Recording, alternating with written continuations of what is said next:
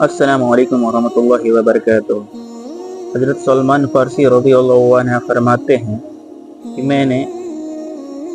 نبی کریم صلی اللہ علیہ وسلم سے سنا کہ جو شخص جمعہ کے دن اچھے سے غسل کر کے پوری پاکی حاصل کرے اور تیل استعمال کرے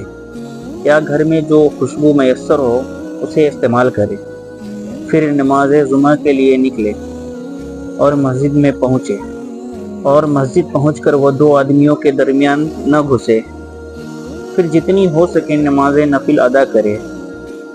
اور جب امام خطبہ کے لیے کھڑا ہو یعنی جب امام خطبہ شروع کرے تو خاموشی کے ساتھ خطبہ سنتا رہے، تو اس شخص کے لیے اس جمعہ سے لے کر آنے والے جمعہ کے درمیان